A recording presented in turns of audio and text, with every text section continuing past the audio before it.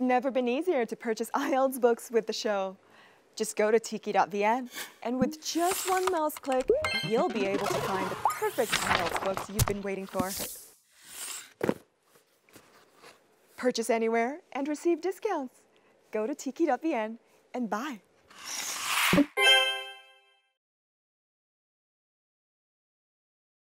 Ooh, it's another episode of Ielts Faceoff, and with every beginning of the episode, I need to have my clues to the topic and the guest. Hi, Eric. I think today's episode is on men who cook. Oh, here's another clue. Fantastic. Men and knife skills. I'm so sure today's topic is on cooking. But let's see. Oh, I'm seeing another clue. Hey. Okay, so now it's about macarons and baking.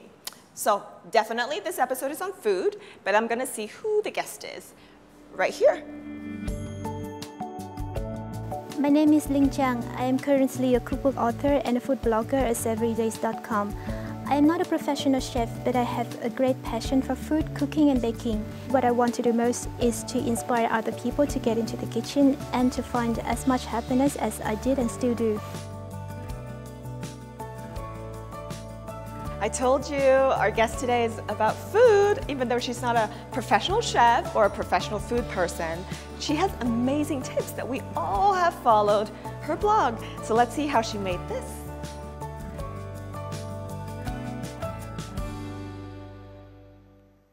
I'm back in the studio. This is the macaron that I think probably Trang made, but let's see. Hi! Hi! Thank you for waiting. Yeah, and this is for you. This is one of the most challenging recipes for me in my whole life blogging. Wow, okay.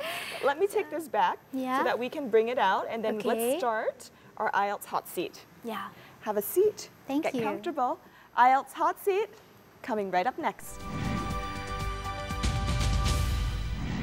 Welcome back to the Ielts Faceoff studio, and our lovely founder of Savoury Days is here with us. And the Ielts hot seat is a fantastic opportunity for us to learn your stories, and also for all of our audience to be able to kind of feel and see firsthand what passion means. So you're a cooking guru, and you've shared so many recipes, and this happened kind of by chance because you had to cook for yourself as a foreign student in a foreign country. Yes, right. I think cooking guru is a little bit too big for me because I always consider myself as a girl who loves to cook, and that's all. But it's true that passion for cooking and baking came in a way that I never expected. That was back in 2009, and I went to the Netherlands for my master's study, far away from my family, far away from my mom, and I had to start to learn to cook. You know, one of the things that I find super interesting, because you always incorporate into your recipes, you know, ingredients that can be found easily, and then you always provide substitutes, where, you know, potentially Vietnamese ingredients were not readily available, and, you know, European ingredients are very different. I was living in a small town. If I would like to buy, for example, coriander, I need to bike for about half an hour. So I try to use what I can grab in the supermarket. I think the first goal for me to write the blog, to start blogging as every day, is to share the recipes for friends who are like me, living far away from home, want to cook Asian dishes, but cannot find a lot of Asian ingredients in the supermarket, and it seems that it worked. Everybody knows your recipes and the final product of the food. But what is that journey of each of the ingredients in the food, you know, for you? How do you eat every day? I guess it's like other people. Yeah. So it's like I have rice and meat and vegetables and like a soup of vegetables, or we call it canh. So you're not one of those low-carb girls or like, vegetarian? No. I never had any kind of diet. Wow. As we were talking, and you also said that, you know, in order for you to maintain a healthy body, you know, just eat what you want. And this is kind of funny because many people ask me why do I bake so much, I cook so much, and I'm not gaining weight. I always tell them that you just feel free to eat whatever you like, as much as you want, feel comfortable for it, and believe that you will not gain weight. But I think to eat freely in a comfortable manner, help food to be digested in a very good way in our body, and it help us to maintain a good shape. I tend to like really sinful foods. So greasy fried, you know, like the French fries and the steak and the really heavy stuff. I'm not into the salads. I'm also not into the boiled vegetables. Yeah. I think that it's also good to keep the meal balanced. So you have a portion of rice or bread, then you have a portion of meat, and then you have another portion of vegetables.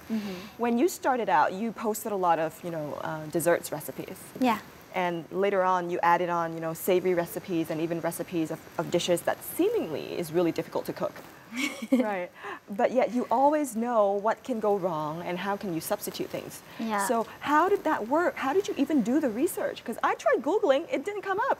I never post a recipe on the internet without testing it for at least 3 times. I failed a lot. And thanks to those failures, I know what can go wrong if we do this and what can go right if we do that.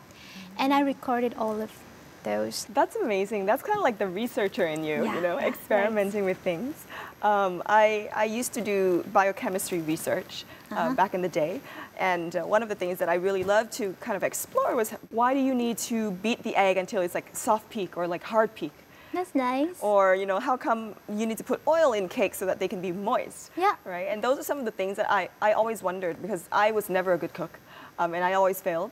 But I guess I didn't really have the passion or the patience to kind of like try it. And good thing is that I went to your blog and I managed to succeed on a lot of recipes. So that's fantastic. I'm happy to hear that. Yeah. Do you often cook for your loved ones? Always. Did your husband and you get married because of your cooking? No.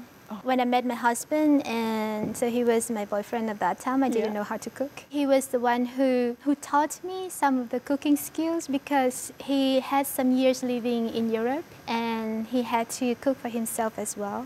Now, do you ever get angry with the food or with the ingredients? You know, in Vietnamese we say giận cá chém thớt. You know what? When we knead the dough for the breads, and we have to slap the dough onto the counter, it creates a very large sound. Yeah. But sometimes people say that if you're angry with somebody, then start to make a bread. But actually, I never cook or bake when I'm not in a good mood, because I think that if we are not in a good mood, then the negative energy in our body will ruin the taste of the food. That's amazing.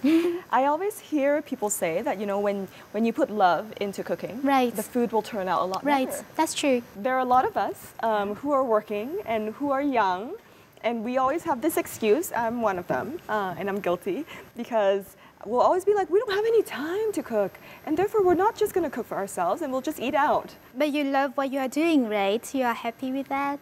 I'm quite happy, yes. Then that's completely fine. If you know how to cook, then it will be easier for you to live if you are going to a new place. But you don't really have to cook if you have other things that you like and you want to do. And particularly when you feel so happy, you feel so satisfied with your life, that's okay. As long as you're happy, then everything is fine. So I was going to ask you, what is that one idiom or that one vocabulary you would like to share with our audience?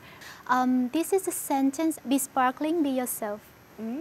So always be yourself, know what you love, and be shining, be sparkling.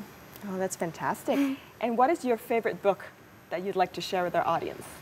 Well, actually, recently I really like The Art of War by Sun Tzu, and the reason because I'm working in strategic management, so I really like all of the arts in that book. And now that you've mentioned The Art of War, I'd like to invite you to a challenge brought forth by our show, and let's see if we can use our strategies so that we both will win.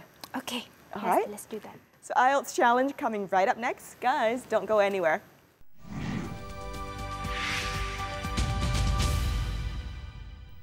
This is the Ielts Faceoff Challenge, and today we're going to have a delicious challenge with our contender, Linh Trang.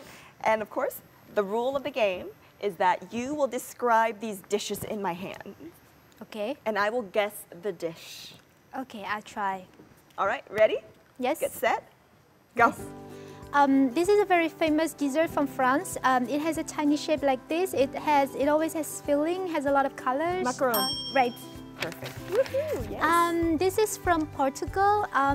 It has a lot of layers. It is crispy, and Croissant? no, from Portugal. It is also tiny like this. It has a lot of layers. No, egg tart? yeah, right. So this is a traditional dish from Vietnam. Spring rolls. Right. Oh, this is from Japan. This is very easy. It has raw Sushi. fish. Right. Ooh, I think I'm gonna get all of this correct, producers. This is a tiny cake, and it always have very beautiful topping on it. Cupcakes. Right. Oh, this is from Italy. Round shape, crispy, has a lot of topping on that. It is savory. From Italy. A pizza. Right. This is also from Italy, not pizza. Pasta. Right. Oh, yes. This is always the main course. It is from Steak. right. Wow. How can you guess that?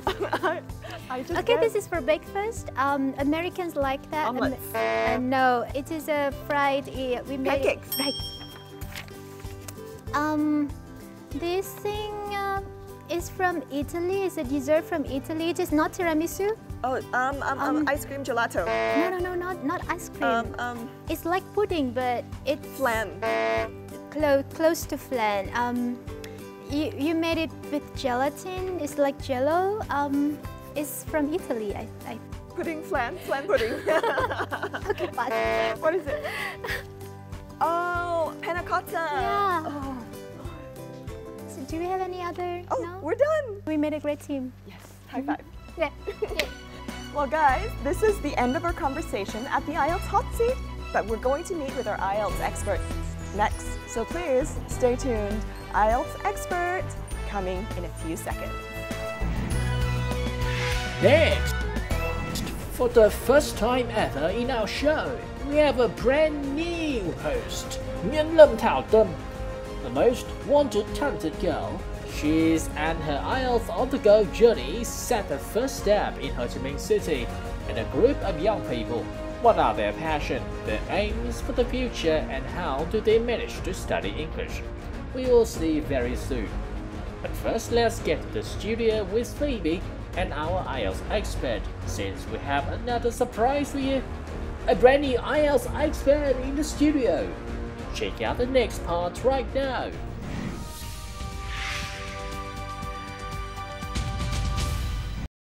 Are you practicing the IELTS with Ielts Faceoff? Are you racking your brains to find the right IELTS book? IELTS books are rare to find, mostly out of stock, overpriced. Well, there's a treasure of IELTS books waiting for you on tiki.vn. Just by logging on to tiki.vn, you can find immediately the IELTS book that you've been searching for. And of course, there are always discounts.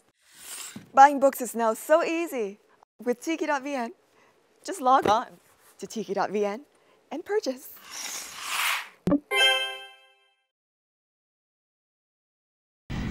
This is the IELTS Face-Off Expert section, and today we have a fantastically special guest. He is Ben, and this is his first time on the show. Yeah, thanks for letting me come. It's great to be on here, and hope I can tell all of you something about ways to improve English.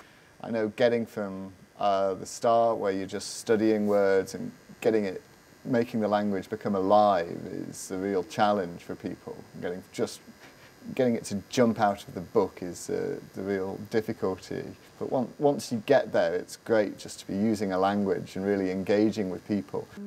So talking about engaging people, we have our lovely new person, our new host of IELTS on the Go, and she's going to go around the country along with our other amazing hosts. And this time, Thao Tâm is going to be going to Ho Chi Minh City. So let's see, Thao Tâm, take it away on your first IELTS on the Go.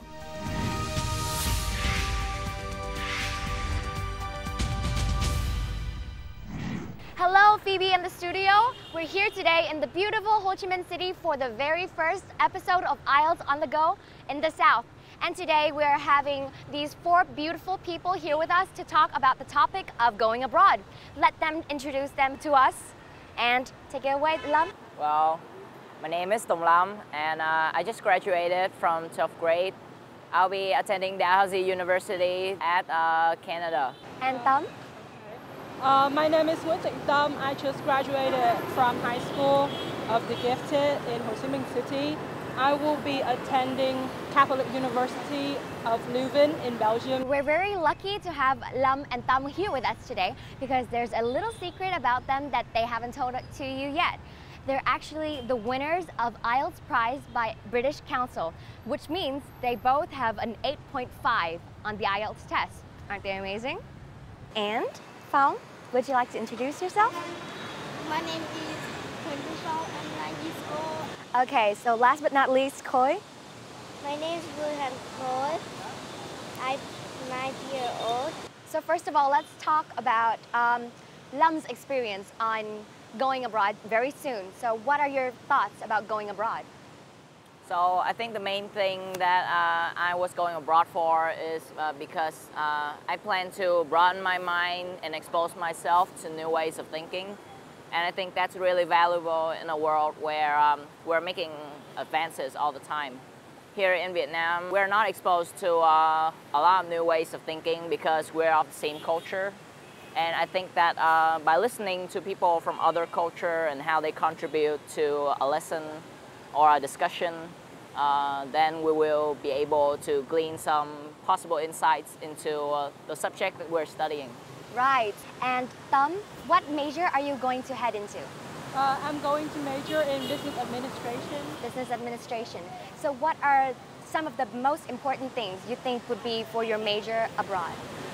I think the most important thing for my major abroad is my communication skills. Communication skills? Yeah, when you do business, you have to have excellent communication skills. Right. Okay, so we've listened to Lam and Tam's take on going abroad. So I'm going to ask you guys a few questions now. Okay, first of all, Khoi, you wanted to go to the States, right? The USA. So what are the things you need to learn when you go to the USA? I need to learn some words that I don't know. I want to discover what made the dollar bill. Oh, what made the dollar bill? United States. Uh-huh. So they're industries, right? So, Phong, you wanted to go to England, right? Yeah. England is the land of culture and of tea, too. So what are you most interested about in England? I'm interested about the culture. Cultures in the country when it's the Shakespeare time. What do you guys think about connecting with other people in different countries and like building relationships abroad? I suppose we have to be always open-minded. We have to have respect towards other people's beliefs and what their culture stands for, even though our culture is really different. Okay, so a very important and very special segment of Ielts on the Go is that we're going to provide you guys with the chance to take on a real-time Ielts test. And we're going to have to decide between the 4 of you, only one person that's going to face off with our Ielts expert. So I'm going to let you guys discuss for a little bit so you guys can decide which one's going to take on the test. So I'm letting them discuss, and I don't know who's going to finally step up to the plate and take the challenge, but I'm seeing very talented young people. And I don't know if it's going to be 2 of our kids or 2 of our young adults. Let's check out and see. Okay, so we're back at it. So who's it going to be? Yeah, it's going to be me. It's going to be Tam. Let's give Tam a round of applause. And off you go. Let's go. Tịnh Tâm is going to be our person who's going to participate in the Ielts challenge this time. So are you ready to face off? Yes. Fantastic. Here comes voice of this week, Tịnh Tâm. Hopefully, her performance will be great in her real-time speaking test room when she has to confront our Ielts expert. Oh yes, our brand new Ielts expert, Benjamin Achon. He's not only funny and cool, but also very knowledgeable, with full hand of useful tips for you. And in this episode, the tense from the writing struggling will be put at ease with the tips on how to give relevant examples in writing test. And plus, you can't miss the book of this week. Exam Essentials IELTS Practice Test 1+2. Tons of cool things await, don't go anywhere. Next part of the show comes to you right now.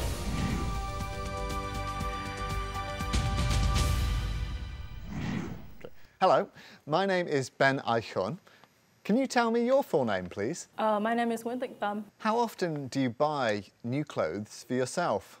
I don't buy new clothes really often. I buy new clothes like once or twice a year, or when there's an emergency, and if there's a social event that has a dressing code, then I will buy what they ask for to wear to that event.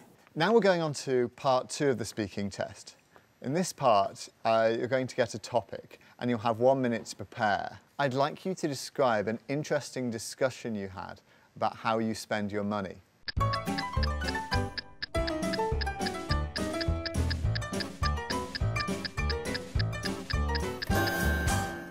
So I'd like to share with you a conversation I had with my mom recently about how to spend my money. So I'm about to leave for university abroad, and one of the most important things to know when you live alone is money management. So my mom wants to make sure that I know what to do when it comes to handling money. At first, I'm a bit upset that she wants to have this conversation with me because I already know the basics, and I feel like she didn't trust me with money, but at the end of it, I ended up learning many interesting things that I didn't know before about money management, so I enjoyed the conversation very much. For example, I used to think that I should buy the cheapest item in a type of product to save money.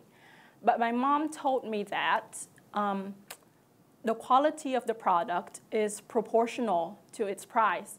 So if I buy a cheap pair of shoes, its usefulness will be very short-lived, and I have to buy a new pair of shoes really soon to replace them. It is not advisable to buy the cheapest item on the market. I should choose something that is affordable and has a high quality. Another thing I learned from my mother from this discussion is that I should always have an amount of money that I never touch. This is called smart financing. So this amount of money is a backup plan for emergency cases, like if I have an unexpected hospital visit that I need to pay for, or if there's a social event at school that requires a fee. So if I have this backup amount of money, I can pay for that. Now we're going to move to part 3, where I'm going to ask you some general questions related to the topic you talked about in part 2. Do you think it's a good idea for students to earn money while they're studying? I think it's a bad idea for students to earn money while studying. A student's main mission is to acquire the degree, and if they just focus on earning money, they will fall behind on their studying, and they will not pass their tests, and they will not be able to acquire their degree in the end, and this is really dangerous. Thank you. That is the end of the speaking test. Thank you very much. Oh, she did great. Oh, she's back. She's back now. Okay, and Tâm, how do you think you did? I think it went really well. I answered all the questions with the best of my ability, and the topics were pretty simple, nothing too complicated. Okay, so that is the ratings of all our guests here, and we're gonna hear the opinion of our IELTS expert. Ben, what do you think of Tam's performance? Very strong overall. That's the first thing I've got to say, and any errors I talk about are minor. There were some minor pauses, but these pauses that she did have in between when she was thinking are almost what I do, really. When it comes to vocabulary, there were some great things she did in part 2. She used the expression short-lived, buy the cheapest item on the market. With pronunciation, it was, again, very strong. There are just some very slight problems with the vowel sounds. So, for example, the way she said want and the way she said time were just slightly non-standard when you compare to a native speaker. Congratulations, Tam, you've completed the IELTS test. Thank you guys so much for coming here and being with us here today. And here is a small gift from VTV7 and Tiki.vn. And I hope you guys all the best on your journey to Canada, Belgium, and your future endeavors, and all that you are going to become in the future. And you guys are going to be the miracle that we're expecting. That will be IELTS on the go, but stay tuned for the tips and tips section. Stay tuned.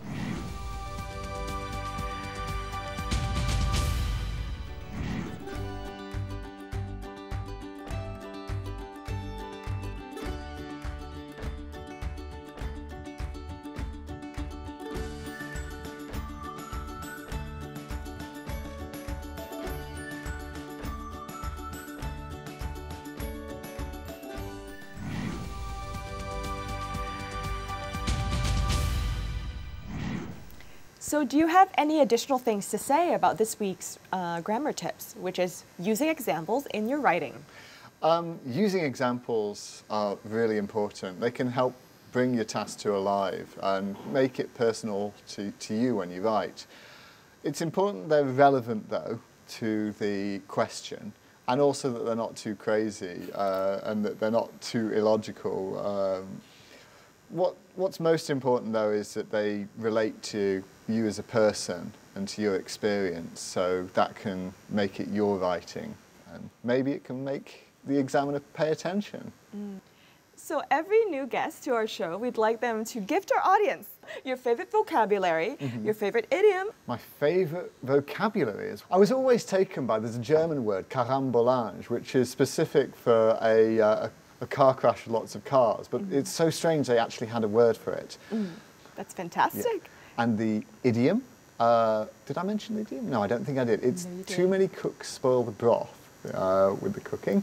Though I would definitely not recommend you use it in the IELTS test. You have to use it in a really specific situation in which you're talking about a situation where there were too many people with too many ideas working on a certain thing. So guys, every episode we will definitely share with you one of our greatest resources, and those are books. So if you are looking to purchase any of these books mentioned today during the show, make sure you log on to tiki.vn, and with just one simple mouse click, you're able to purchase any book anytime, anywhere. And if you're also looking for IELTS books to study with, this is our IELTS book recommendation of the week. Check it out.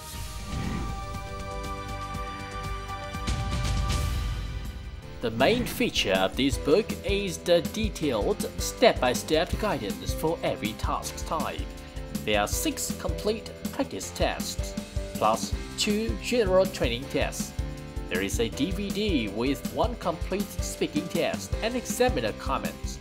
The writing samples do not have scores or examiner comments, however.